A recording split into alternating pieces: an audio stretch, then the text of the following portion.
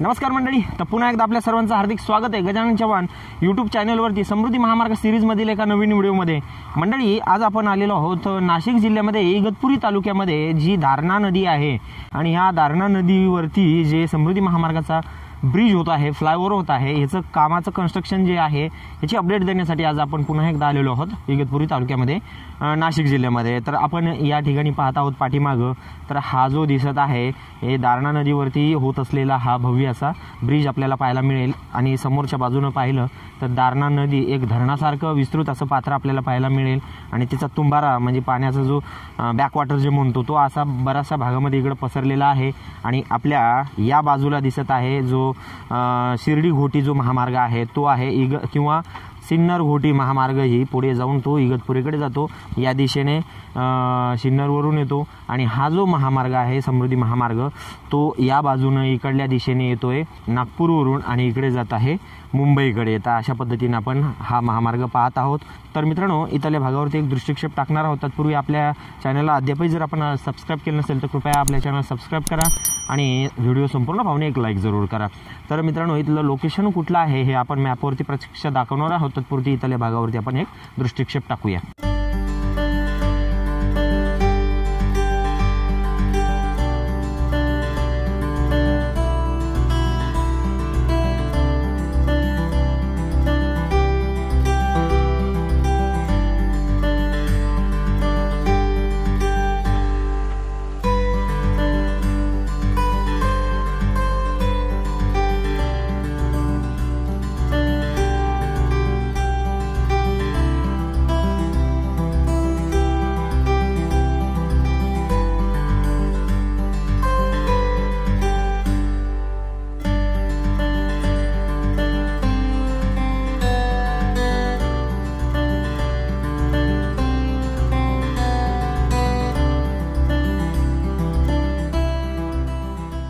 तर मंडळी, आपण ही पाहत आहोत अथांग अशी एक धरणासारखी पसरलेली ही दारणा नदी आहे। आणि हिचा खरंच प्रवाह कुठल्या दिशेने आहे मला एक्झॅक्ट सांगता येणार नाही, तुम्हाला माहीत असेल तर नक्की कळवू शकता तुम्ही की हिचा प्रवाह पूर्व पश्चिम किंवा दक्षिण उत्तर कशा पद्धतीने आहे ते तुम्ही नक्की कळवा। परंतु ह्याचा जो विस्तार जे आहे तो खूप मोठा विस्तार आहे। अशा पद्धतीने हा आपल्याला समृद्धीवरती हा इथं ब्रिज फ्लायओव्हर बनवण्यात येणे गरजेचं आहे, कारण की या म्हणजे नदीचं पाणीच तेवढ्या पद्धतीनं मोठ्या प्रमाणामध्ये याचा तुंबारा येऊ शकतो।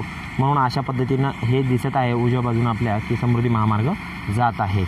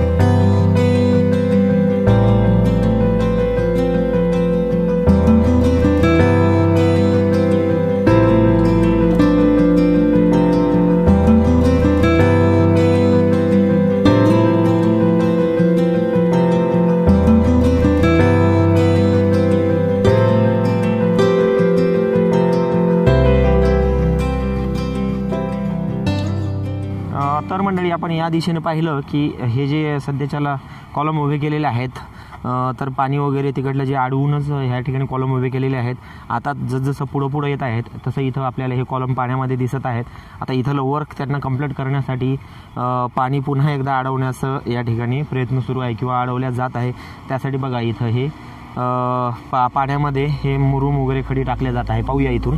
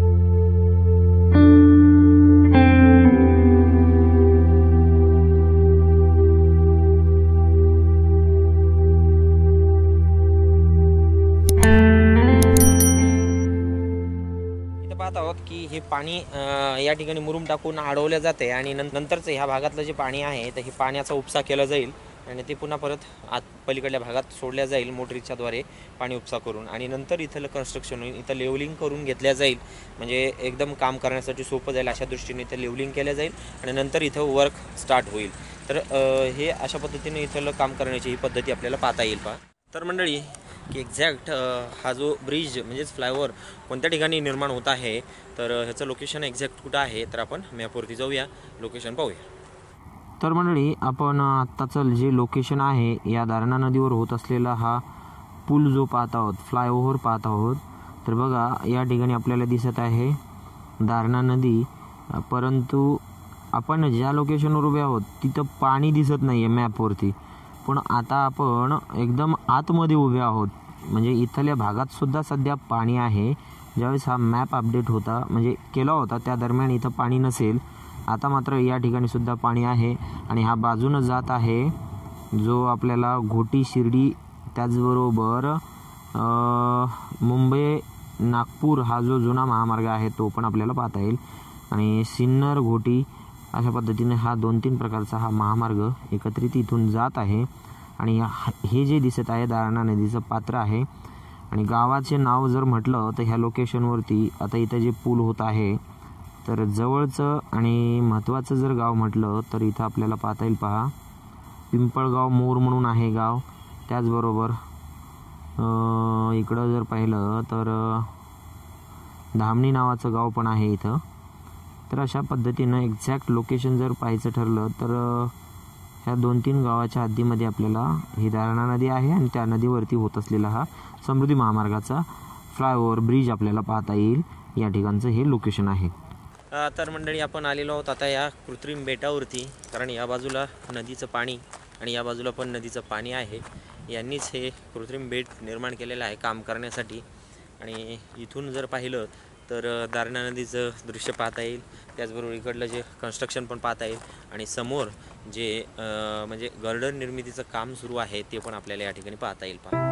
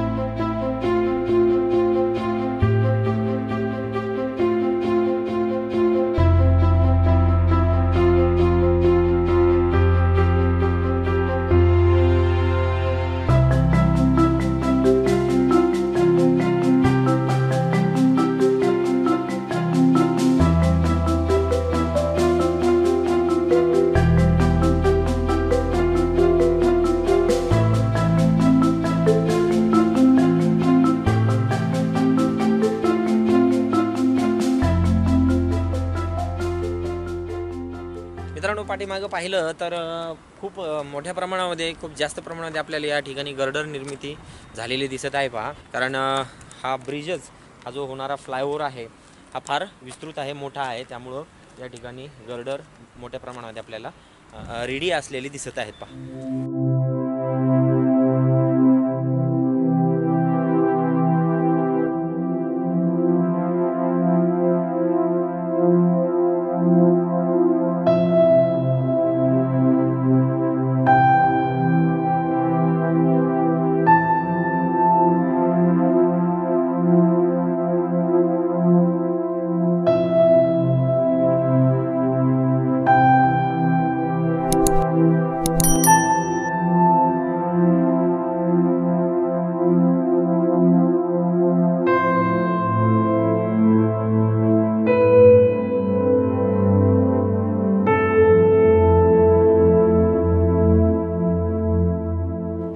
मंडळी हा समृद्धी महामार्ग घोटी शिर्डी त्याचबरोबर सिन्नर घोटी असा जो हा महामार्ग आहे हा दिसतोय पहा. तर या महामार्गाला हा समृद्धी महामार्ग 2 वेळा क्रॉस करतो. या ठिकाणी या पॉईंटवरती आपल्याला हा ब्रिज पाहायला मिळेल. या महामार्गावरतून म्हणजे जाणारा हा उड्डाण पूल होईल. आणि पाठीमागं जर पाहिलं तर आपल्याला या महामार्गाचा ओव्हरपास पाहायला मिळत होता, तो पाठीमागच्या दिशेला. आणि त्या दोन्हीच्या अंतराच्या दरम्यान आपल्याला हा पाठीमागचा दारणा नदीचा भव्य ब्रिज पाहायला मिळेल. म्हणजेच ज्या ठिकाणी 2 वेळा समृद्धी महामार्ग या घोटी शिर्डी महामार्गाला क्रॉस होतो, त्या 2 पॉईंटच्या दरम्यान आपल्याला या दारणा नदीवरती हा भव्य ब्रिज होत असलेला दिसून येईल.